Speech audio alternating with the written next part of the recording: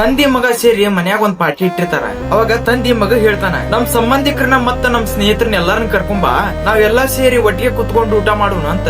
ಮಗ ಕರ್ಯಾಕಂತ ಅವ್ರ ಮನಿ ಕಡೆ ಹೋಗಿ ಯೋಚನೆ ಮಾಡ್ತಾನ. ಎಲ್ಲಾರು ಮನಿಗ್ ಹೋಗಿ ಕರ್ಯಾಕತ್ರ ಟೈಮ್ ಕತ್ತೆ ಅಂತ ಯೋಚನೆ ಮಾಡಿ ಒಮ್ಮೊಮ್ಮಕ್ಲೆ ಚೀರಾಕತ್ ಬಿಟ್ಟ. ಸಹಾಯ ಮಾಡ್ರಿ, ನಮ್ ಮನಿಗ್ ಬೆಂಕಿ ಬಿದ್ದತಿ, ಬೆಂಕಿ ಆರ್ಸಾಕ್ ಸಹಾಯ ಮಾಡ್ರಿ ಅಂತ ಕೇಳ್ಕೊಂಡ. ಅವ ಚೀರೋದ್ ಕೇಳಿ ಸ್ವಲ್ಪ ಜನ ಬಕೆಟ್ ನ್ಯಾಗ ನೀರ್ ತುಂಬಿಕೊಂಡು ಓಡಿ ಬರ್ತಾರ.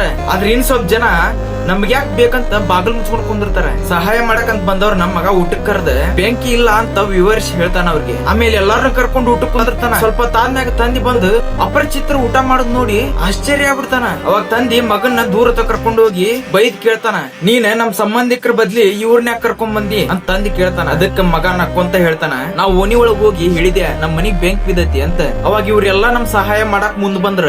ನಮ್ಮವ್ರ ಅನ್ಕೊಂಡ್ರ ಯಾರು ಬರ್ಲಿಲ್ಲ. ಕಷ್ಟದ ಸಮಯದಾಗ ಸಹಾಯ ಮಾಡಕ್ ಬರ್ತಾರಲ್ಲ ಅವ್ರು ನಮ್ಮವ್ರ. ಆ ಮಾತ್ ಕೇಳಿದ ತಂದಿಗೆ ಎಲ್ಲಾ ಅರ್ಥ ಆಕತಿ. ಇದು ನಿಮಗೂ ಅರ್ಥ ಆಗೈತಿ ಅನ್ಕೊಂತಾನೆ.